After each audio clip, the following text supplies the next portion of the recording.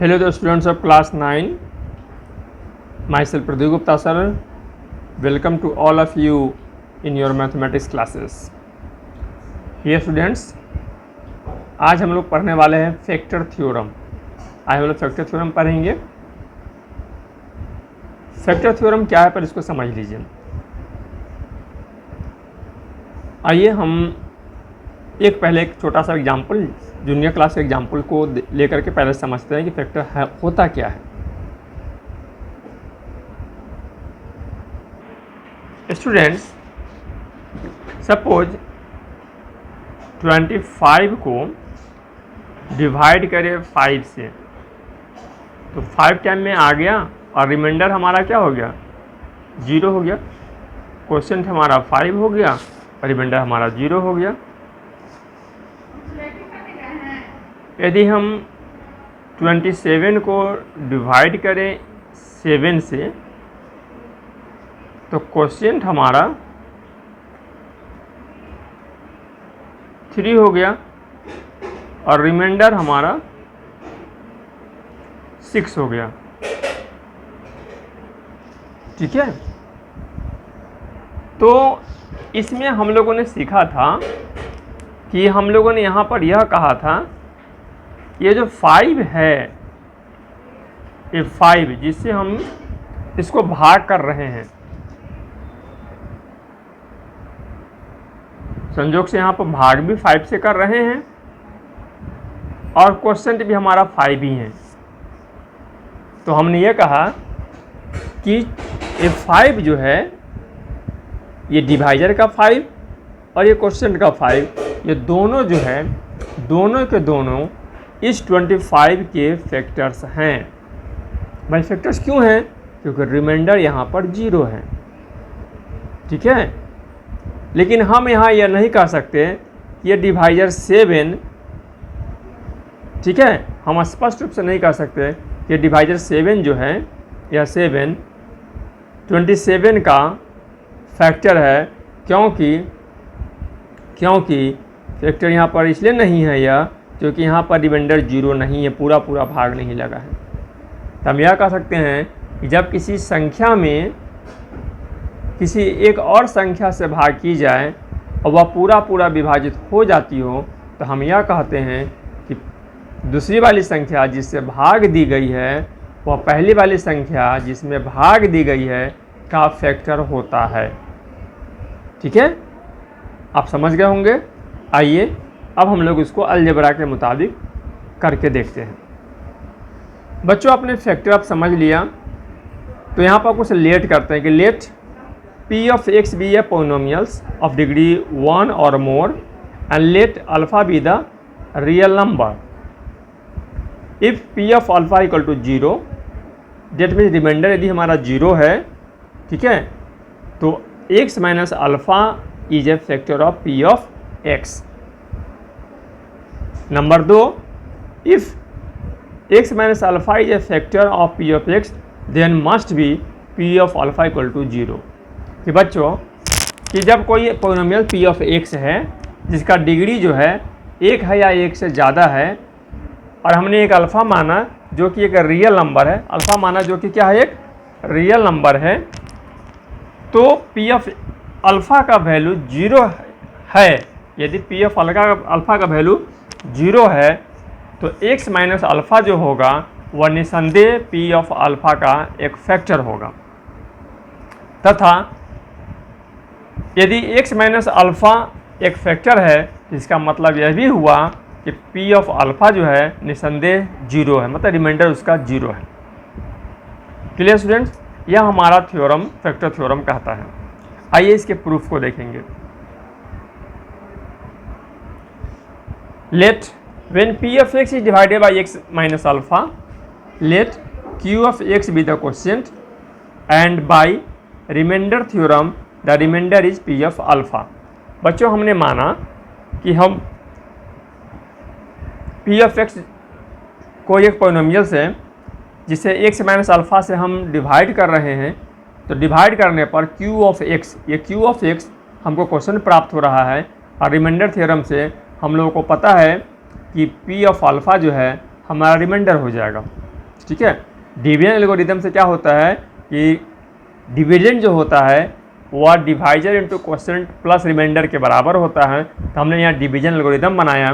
तो P of x equal to, हमारा divisor क्या है बच्चों, तो एक्स माइनस अल्फ़ा, क्वोशिएंट हमने क्या माना है Q of x into Q of x, और हमारा रिमाइंडर क्या है, यहाँ रिमाइंडर हमारा है पी ऑफ अल्फ़ा, तो हमारा प्लस पी ऑफ अल्फ़ा हो गया। अब पहला केस में हमारा क्या है, पहला केस में P of alpha equal to 0, तो यहाँ हमने P of alpha equal to 0 डाला। ठीक है, जैसे P of alpha equal to 0 डाल देंगे तो यह हमारा 0 होगा, ये वाला टर्म हमारा क्या हो जाएगा बच्चों, ये हमारा जैसे ही हमारा टर्म ये P of alpha equal to हमने जैसे ही 0 डाला तो पी ऑफ एक्स का वैल्यू क्या हो जाएगा, पी ऑफ एक्स का वैल्यू जो हमारा जो है x minus alpha into cube x हो जाएगा। This so that x minus alpha is a factor of P of x. दूसरे में हमने कहा कि x minus alpha is a factor of P of x, then B have P of x equal to x minus alpha into Q of x, जो यहाँ हमने proof किया है for the sum polynomials Q of x, putting the x equal to alpha on both side we get the p of alpha equal to 0. Thus when the x minus alpha is a factor of p of x, then p of x that is equal to p of alpha equal to 0. तो बच्चों ये हमारा ये proof हो गया। आपको main यही याद रखना है, मेन क्या याद रखना है फैक्टर के लिए कि यदि तुम समझ लो कि रिमाइंडर यदि 0 बचा तो वह फैक्टर है, रिमाइंडर में 0 है तो फैक्टर है, रिमाइंडर में 0 के अलावा कोई भी एक नंबर चलाता है तो वह फैक्टर नहीं है। आइए स्टूडेंट्स कुछ सॉल्व एग्जांपल्स दे करके इसको हम लोग समझते हैं। If P of x equal to x 8x cube minus 6x square minus 4x plus 3 and G of x equal to x/3 minus 1/4, then check whether G of x is factor और not. ठीक है बच्चों, तो हमने क्या कहा कि G of x का वैल्यू क्या होना चाहिए, 0 होना चाहिए। तो G of x equal to 0, तो इसका मतलब है कि x/3 minus 1/4 equal to also 0। ठीक है, तो हम लिख सकते हैं x/3 equal to 1/4, cross multiplication कर देंगे तो x इक्वल टू हो जाएगा 3/4। अब इस x इक्वल टू 3/4 का वैल्यू जो है हम डालेंगे, क्या करेंगे हम लोग डालेंगे यहाँ पर पी ऑफ एक्स में डालेंगे। किस में डालेंगे, पी ऑफ एक्स में डालेंगे। यहाँ पी ऑफ एक्स में वैल्यू डालिए कितना, पी ऑफ एक्स के बदले में एक जहाँ जहाँ 100 का वहाँ डालना है हमको 3/4। यदि हमारा 0 आ गया तो फैक्टर है और 0 नहीं आया तो फैक्टर नहीं है। तो ये वैल्यू को हम लोग डालते हैं। वैल्यू को जब हम डालेंगे तो यहाँ देखो क्या हो रहा है बच्चा, यहाँ पर थ्योरम है हमारा। चलो वैल्यू डालो 8x क्यूब, तो P of x equal to क्या होगा 3/4 होगा, तो 8 इंटू 3/4 का whole cube minus 6x square, तो 6 इंटू 3/4 का होल स्क्वायर माइनस 4x, तो माइनस 4 इंटू 3/4 अब प्लस 3 तो प्लस 3। यहाँ पर हमने वैल्यू डाला। अब आइए इसके वैल्यू को टू लेते हैं, 8 इंटू 3 3 9 9 3 27 4 4 16 64 64 माइनस 6 3 3 9 बाई 4 4 16 माइनस यहाँ पर हो गया 4 से 4 हमारा क्या हो गया कैंसिल हो गया, तो केवल बच गया 3, तो -3 प्लस 3। अब ये -3 प्लस 3 भी हमारा क्या हो गया कैंसिल हो गया। यहाँ पर काट देंगे तो 8 8 जा 64, तो 27/8, तो 27/8 माइनस 27/8, इससे ये दोनों कैंसिल हो जाएगा।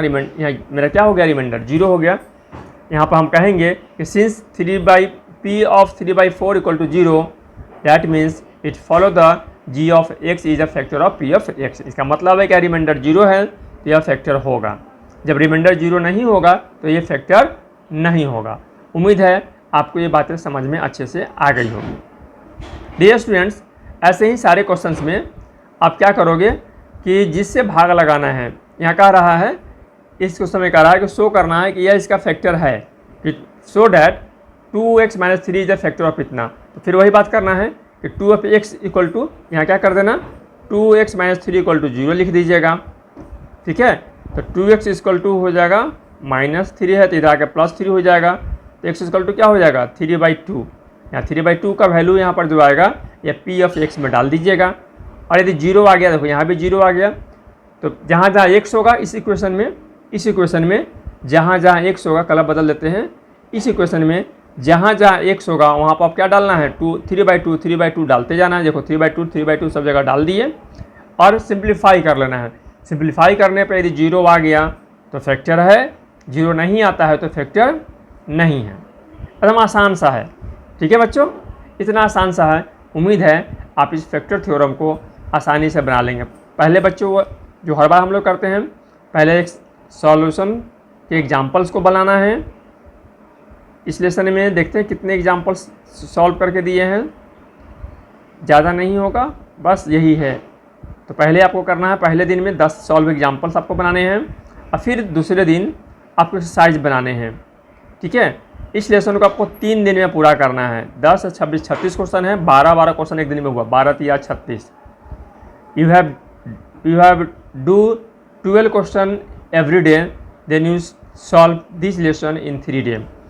If you any problem please send me to my WhatsApp number 9939928825।